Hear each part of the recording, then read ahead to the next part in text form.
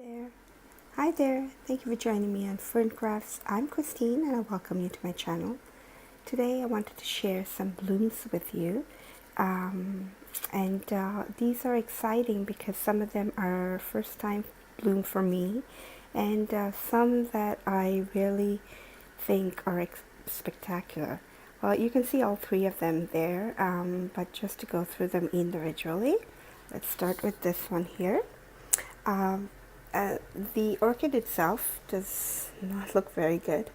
It's got all these markings on the leaves, which I don't think it should have as much, but whatever it is, it's gotten worse. And I've just been inspecting the leaves and making sure that they are clean and bug-free for the most part, because I have now taken these orchids indoors.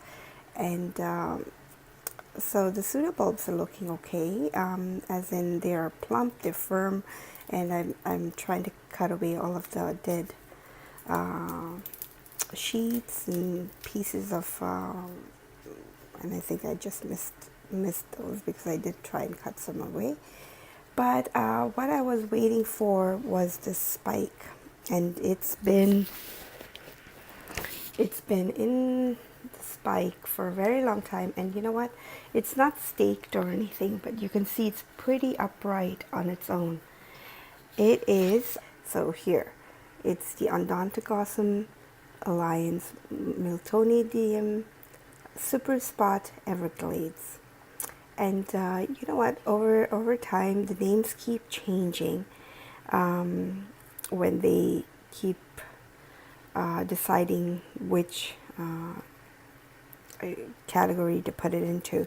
But I keep the same labels, and I will refer to them by the same labels.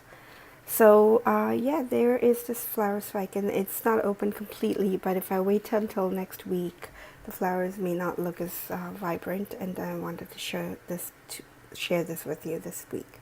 So very, very bright. I hope the lighting is a little better. It's still very early in the morning outside, so I'm here with my coffee just inspecting all of my orchids, and while everyone else is still asleep. So you can see it is a showstopper. Like, it is really, really pretty. I love that spider look to the orchids, to the flowers. And it's very green, apple green, and brown. And I like that. And then the lip has a very flared lip with the bright markings, and that's like in a burgundy, but the dark brown on the back petals. Yeah, so you can see the markings even through the buds. Do you see that? Very pretty.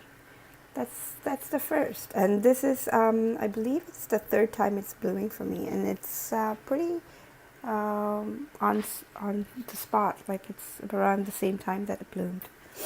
This is the first bloom for me since I got this orchid, which was just a couple of weeks ago, or maybe a month actually. And it is the Twinkle, and I've been looking forward to this because I have one Twinkle, and you can see this has like 4 or 5 spikes, and mine, the one I have, is a very pale cream, and it is fragrant. So I was told that this is fragrant, but I don't smell anything yet. And just to show you what the flowers are, it's tiny pink, very pale pink, but it looks very delicate and pretty, which is nice. I like it. And you know what, next week I might have a full all of these buds may have opened and look really nice. So I'll show you then too, if I remember to. But yeah, that's what these, I was excited because I saw the flowers, and at first when I saw the buds, they didn't look very pale, or they didn't look very pink. They looked more like cream, and I was afraid I would have picked up the wrong one, and then I would have another yellow Twinkle and I particularly did want a pink, so here I did get one. Very, very pretty. And yes, like I said, I can't smell a fragrance right now. It might be just because it's you know, just starting to bloom, or I'm hoping, or maybe it's not fragrant. Who knows? Let's see. The orchid itself, of course, is very healthy. I do need to water it. You can hear the crunch of the sphagnum moss. It's dried out, so I do need to water it today. So that's the second one. And the third is my favorite. It's my Vanda. And really, I don't like having the Vanda outside in the summertime because it puts all these spots on the leaves, which I don't like. But it happened, and it just went crazy with the roots, lots and lots of aerial roots. And it's been in this pot now for a year or over, maybe 2 years actually, because the last time I showed you as well. And let me try and get, this is a vibrant blue purple, okay? It's more blue than purple right now, and that's a very true color you're seeing on the screen. It is very, very vibrant. It has, it's opened up completely, so all of the buds have opened as far as I can say. So 1, 2, 3, 4, 5, and 6. 6, one at the back there. So yeah, it is quite the display. I love it. And they are very, very big. So if I show you my hand beside one of those flowers, it's almost as big as my palm. Very nice. I really like this. And this again is the Panchera Delight Vanda. And just those roots, very, very healthy roots. And you know what? They are all working themselves down into the pot, it looks like this one here. And I don't know where this one's going. It's just going somewhere else. But yeah.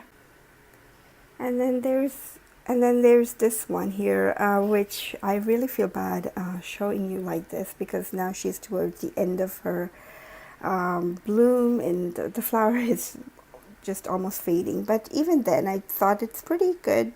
You know, it's pretty nice. Of course, these were completely opened out, and they only lasted about a week. This is, I'm sorry, I forgot to say, it is my catasetum, Susan Fuchs.